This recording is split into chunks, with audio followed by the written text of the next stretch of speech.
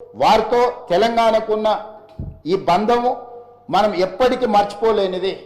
కాబట్టి ఈరోజు తమరి అనుమతితోటి ఫైనాన్షియల్ డిస్ట్రిక్ట్లో ఒక మంచి ప్లేస్లో డాక్టర్ మన్మోహన్ సింగ్ గారి విగ్రహావిష్కరణ చేసుకోవడం ద్వారా శాశ్వతంగా మనము వారి వర్ధంతులు, జయంతులు, వారి జ్ఞాపకాలు శాశ్వతంగా తెలంగాణ ప్రజల గుండెల్లో పదిలమై ఉండే విధంగా ఇంకేదైనా సలహా సూచనలు ఎవరైనా ఇచ్చినా కూడా ఒక మంచి ప్రాంతంలో మాజీ ప్రధానమంత్రి డాక్టర్ మన్మోహన్ సింగ్ గారి విగ్రహాన్ని ప్రజలందరూ గుర్తుపెట్టుకునే విధంగా, ప్రజలందరూ వారిని స్ఫూర్తి తీసుకునే విధంగా ఎక్కువగా ప్రజలు ఎక్కడైతే మమేకమవుతుంటారో, కలుస్తుంటారో ఆ ప్రాంతంలో డాక్టర్ మన్మోహన్ సింగ్ గారి విగ్రహం ఉంటే మనందరికీ స్ఫూర్తి నింపిన వాడవుతారు.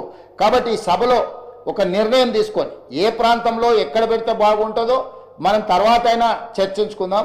కాకపోతే తెలంగాణ గడ్డ మీద డాక్టర్ మన్మోహన్ సింగ్ గారి విగ్రహం పెట్టుకోవడం అనేది సముచితమైన నిర్ణయం అని నేను భావిస్తున్నా.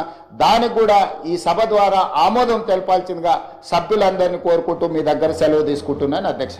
డాక్టర్ మన్మోహన్ సింగ్ గారికి భారతరత్న ఇవ్వాలి అని ఏదైతే వారు ప్రతిపాదన పెట్టారో దానికి కూడా సంపూర్ణంగా మా మద్దతు ప్రకటిస్తూ తప్పకుండా ఈ భారతరత్న అనే పురస్కారానికి, గౌరవానికి వారు ఖచ్చితంగా అర్హులనే మాటను కూడా మా పార్టీ కూడా సమర్థిస్తూ వారి ప్రతిపాదనను పూర్తి స్థాయిలో ఏకీభావం తెలియజేస్తా ఉన్నాం అధ్యక్ష. మన్మోహన్ సింగ్ గారి గొప్పతనాన్ని, మన్మోహన్ సింగ్ గారి యొక్క సామర్థ్యాన్ని, మన్మోహన్ సింగ్ గారి యొక్క తెలివితేటల్ని మొట్టమొదటగా గుర్తించింది కూడా మన తెలంగాణ బిడ్డ పివి నరసింహారావు గారు అనేది నిర్వివాదం అధ్యక్ష.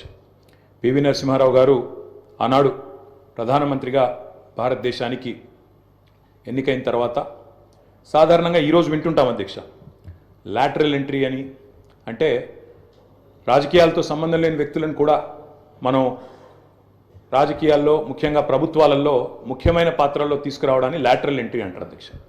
కానీ ఈ లాటరల్ ఎంట్రీ అనే విధానాన్ని ఆనాడు పివి నరసింహారావు గారు తీసుకొచ్చి రాజకీయాలతో సంబంధం లేని ఒక ఆర్థికవేత్త, ఆర్బీఐ గవర్నర్గా పనిచేసిన ఒక మంచి తెలివైన ఒక ఆర్థికవేత్త మనకు అందుబాటులో ఉన్నారని చెప్పి గుర్తించి, గౌరవించి వారిని ఆర్థిక మంత్రిగా ఆనాడు నియమించారు అధ్యక్ష.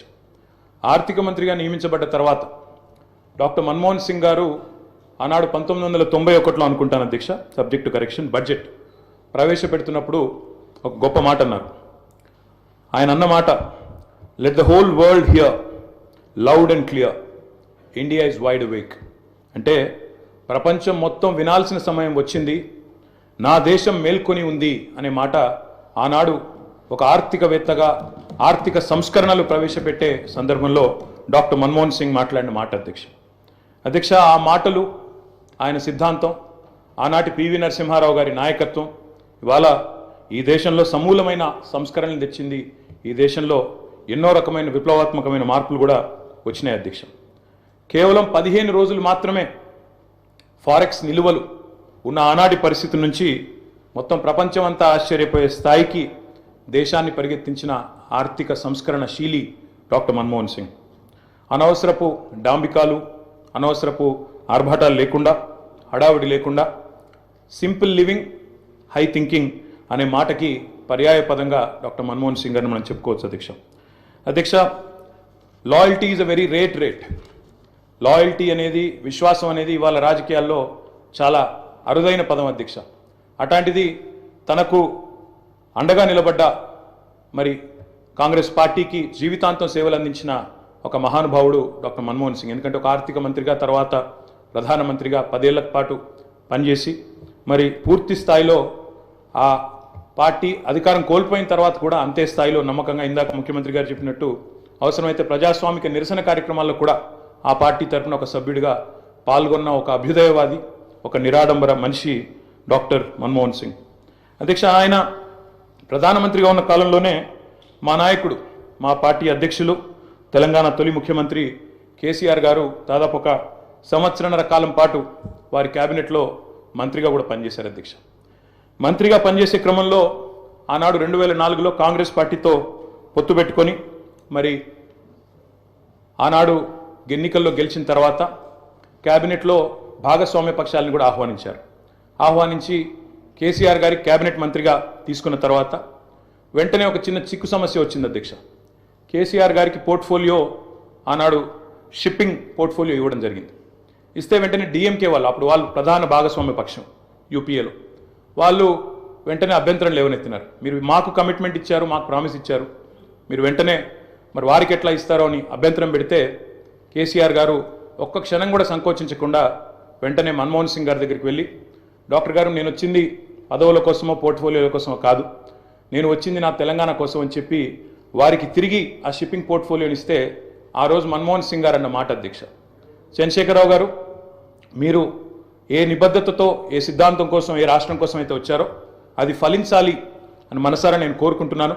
ఇవాళ ఈ నిర్ణయం మీరు ఏదైతే తీసుకున్నారో దీనివల్ల కూడా మీకు కూడా గొప్ప గుర్తింపు గౌరవం వస్తుంది, మీరు ఒక కర్మయోగిగా గుర్తించబడతారని చెప్పి కూడా వారు చెప్పడం జరిగింది.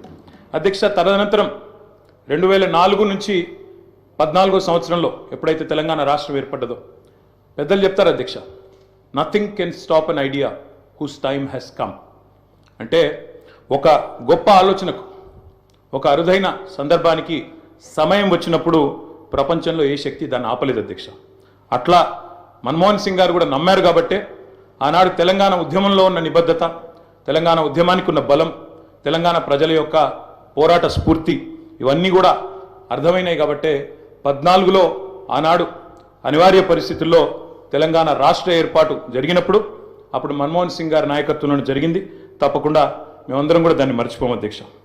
అధ్యక్ష, ఒక్క మాట ఇవాళ గుర్తు చేసుకోవాల్సిన అవసరం ఉంది. మన్మోహన్ గారి నిబద్ధత గుర్తు చేసే సందర్భంలో సరిగ్గా ప్రధానమంత్రిగా వారు ఎన్నికైన తర్వాత 6 నెలలకి పెద్దలు మా పార్టీ అధ్యక్షులు కేసీఆర్ గారు ఆనాటి కేబినెట్ సహచరుడిగా వారికి ఒక ముఖ్యమైన డెలిగేషన్ నేను తీసుకొని వస్తున్నాను సార్, దయచేసి మాకు సమయం ఇవ్వండి అని అడిగినారు.